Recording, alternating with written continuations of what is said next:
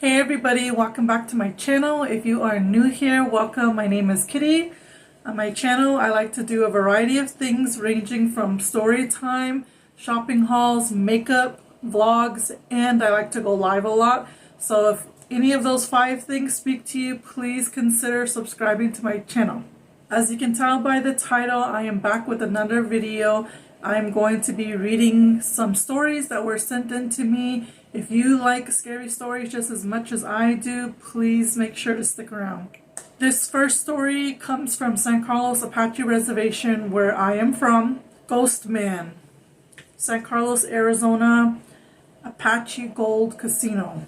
One spring evening in March 2013, my best friend and I decided to have a girls' night out, since it had been a while since we've hung out.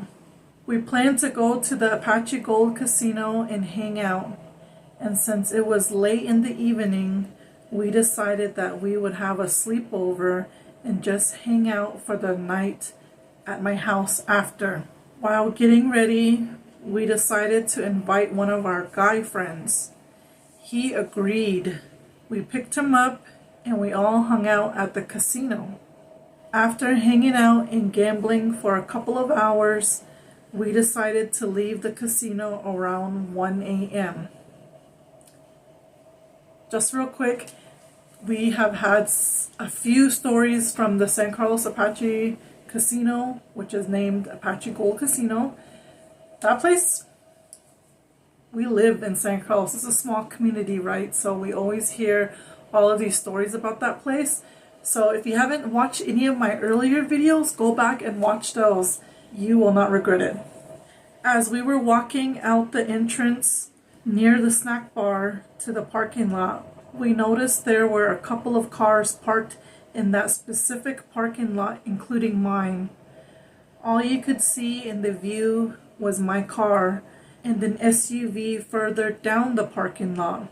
In close sight was just my vehicle and the landscape in front of it, which was a few bushes.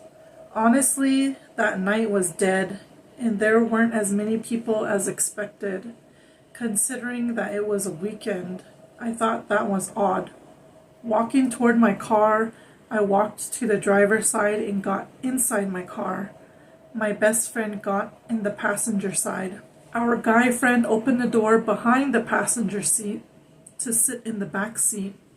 However, when my friend in the back seat was attempting to close his door, he couldn't because he was stopped by the hand of someone, which forced the door to stay open.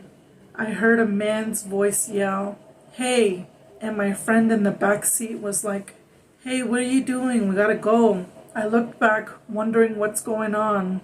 As I turned around, I saw a man standing by the door, leaning, holding a Budweiser beer can. He was wearing a hat and he looked dirty. I guess you can say he had the features of a wino, as some may say. He said, "You guys heading toward Peridot? I need a ride there."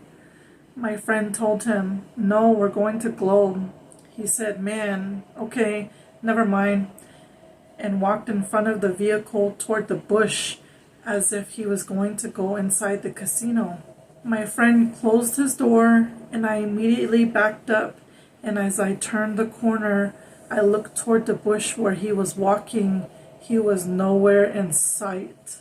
We all looked at each other in awe, wondering where he went. We turned around, went toward the only other vehicle in the parking lot, and my guy friend looked in the area and said he's nowhere around. There was no way he could have made it inside the casino or anywhere else. We kept our eye off of him for seconds, and he had disappeared within that point of me backing up my car.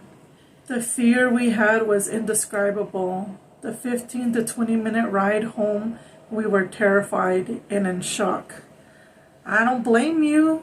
I really don't blame you. Mind you, my guy friend was 6'4", and he was scared to the point of not wanting to be home alone.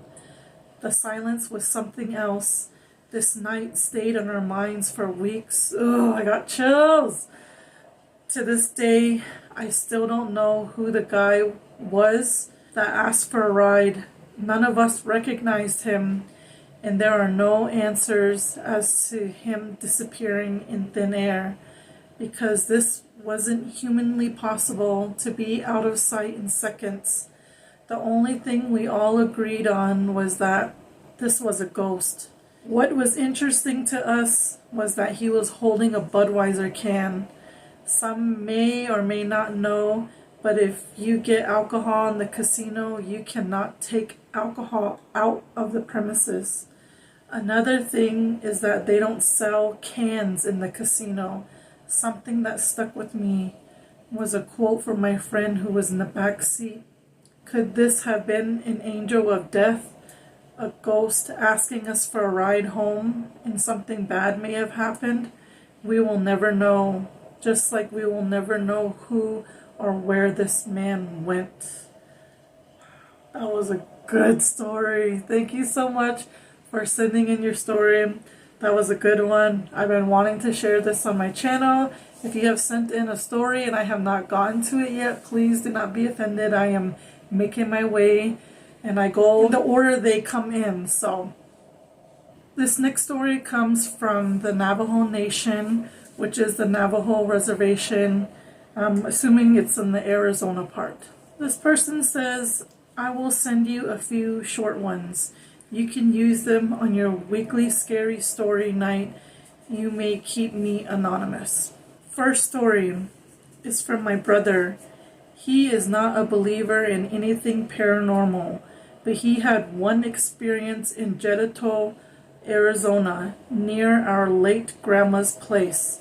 One early evening, our cousin brother was visiting my brother, who was home alone, and after their visit, they decided to walk over to my cousin's house, which was a half a mile away. As they started to walk towards the hill that leads to a trail to my cousin's house, they saw a small pyramid glowing, which appeared out of nowhere. There is no explanation for this very unusual sighting. My cousin was very curious and told my brother to go look at it up close with him. My brother was being very cautious and told him no, this thing is not human or normal. He told him we need to head out quick before anything happens. So they left quickly. This happened in the late 70s or early 80s. My brother never saw it again, and I never walked near that hill either, but that area always gave me spooky vibes. That's crazy. Early one summer evening in May, my sister and two sons were outside enjoying a bonfire in the front yard. As they were relaxing, a very large sphere-like object suddenly appeared above them. It was quiet and had many multicolored lights all around the sphere and tiny windows. My sister was in shock with her kids, and she noticed small figures standing in the windows looking down at them. She said they appeared to be aliens. They got very scared and ran inside the hogan. My sister said one of her sons was paralyzed. He was not able to run or move, and she had to grab him to run. She said the flying saucer or sphere-like object was as huge as a football field and hovering above them for 15 minutes. Afterward, it zoomed away in seconds like it never happened. She made me a believer in UFO stories, and that area always gave us spooky vibes. That is crazy. That is crazy. I do not ever want to see anything like that. I don't know. No. Don't want to see it. Don't want to witness nothing of that nature. Nope. No, thank you. Third scary story is from my son. He used to visit his grandma, my mom, in Steamboat, Arizona during the summer breaks from school. One summer after he came back to me, he told me one late night he suddenly woke up for no reason and looked out the bedroom window, which faces the front yard where my mom parks her truck. He was shocked when he saw a short, very ugly looking creature walking by my mom's truck. A short, ugly looking creature walking by her mom's truck. Oh, hell no. Oh, no. Nope, nope, nope. I got chills. He said it looked like a huge, short goblin. The body was wide, like arm length wide, no hair, and the face was so ugly and scary. It had its arms out, touching the truck as it walked past the truck.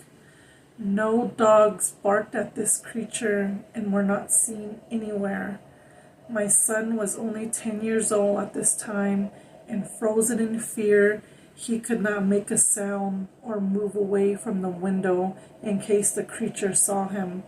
Luckily, the goblin-like creature never looked at the window but kept looking onward as it walked away toward the other homes nearby. Yee. After that visit, my son was too scared to visit his grandma, and nobody has ever seen that creature again. Wow, that's crazy. Man, I've heard like stories of people seeing things, just anything in general, whether it be spirits or have situations going on where they see something and they want to yell or they want to get up and run, or like their instincts kick in but their body is frozen to where they can't, and that's just scary. I hope I never am put in that position. Thank you so much for sending in those 3 stories. And with that, I'm going to go ahead and close this video off for today, but I will get to more stories here soon. If you or you know anybody who has any kind of paranormal, supernatural type stories that they have experienced, doesn't necessarily have to be you, but if you're willing to share your story, please do not hesitate and send it right here. I'll leave my email right here. Thank you for watching. Don't forget to give this video a thumbs up, because when you do like my video, it really helps push my video out there. So please give it a thumbs up if you enjoyed. We'll see you in the next one. Bye.